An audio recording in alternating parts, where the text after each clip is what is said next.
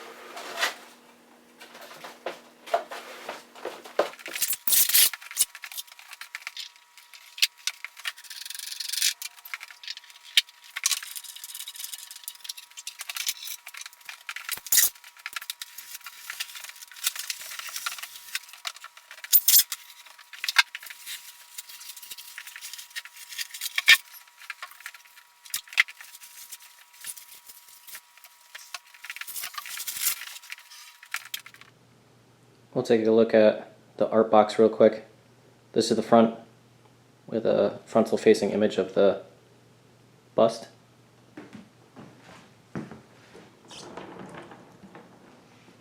This is the side. Sorry about the glares, but getting some of that biomechanical look that the xenomorphs are known for. That's the back. The other side, same thing as the other side. And the top, I don't know if you guys can make it out, it just says Alien Xenomorph Parasite Mythos. So that's the art box. Let's take a look at the bust itself. Now I do have to say, guys, this thing is an absolute work of art.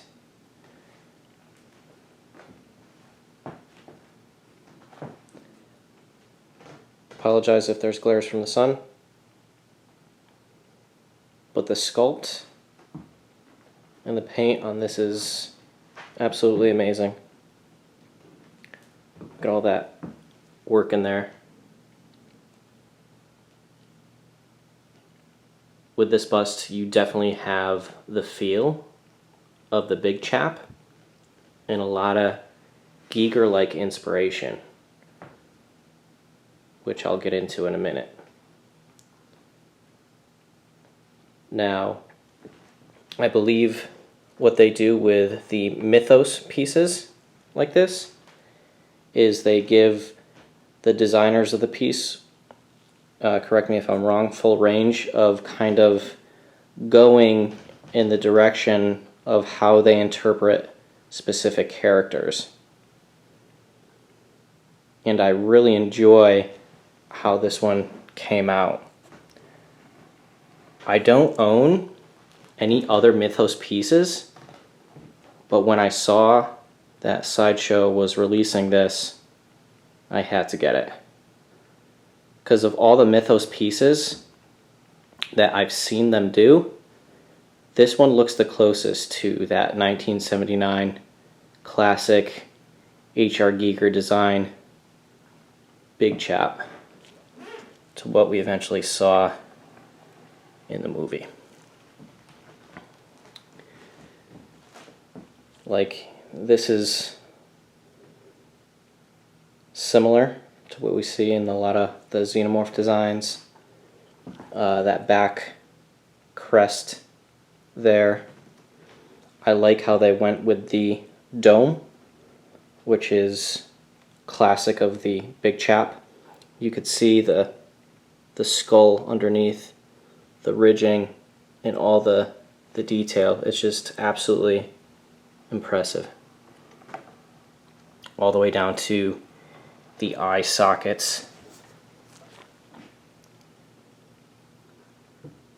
And the teeth are that chrome color, very similar to the big chap as well. You do have the inferior mandible that juts out just a little more anteriorly. I know some people aren't a fan of that, but I think it looks good. Creepy. It gives it a more insect-like look, which I think is what they were going for, calling this the Parasite, you know?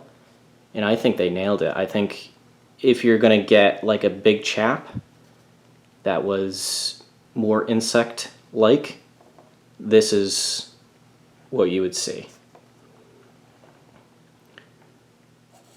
They do have those like crests, as if the, you know, whatever it morphed from, they're like elongated clavicles. The base is very cool. Has some like protrusions, almost like horns, and you know, whatever the aliens have for other body parts, but very nice. You can see kind of like the ribbage in there, rib cage.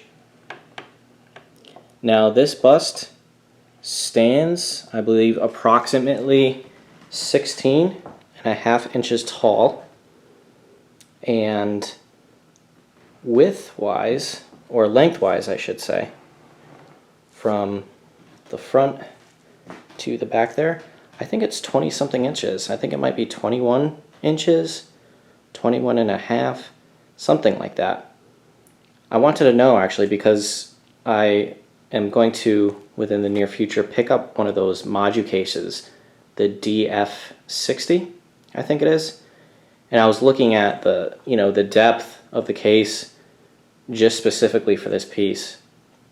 I want to make sure it's deep enough so he can fit in there. I know height-wise he would be okay, but this particular collectible, you run issues with room with how long it is lengthwise. But again, I can't say enough good things about this particular piece. I was really happy to pre-order it when I first saw them announce it being released. Yeah, this is great. I'm definitely steering more in the direction of picking up Sideshow busts and their higher end statues and stuff. I'm kind of getting away from figures. There are a few Star Wars Hot Toys that I do want to get, and I'll be doing reviews on all those in the future. I do have some that I need to get done, but guys, if you do have the opportunity, definitely try to pick this bad boy up. It's amazing. Sideshow does a great job. So I'm going to show you what I mean about this being looking more like some of the earlier Giger designs, and it being more Parasite looking. So let me show you what I mean by that.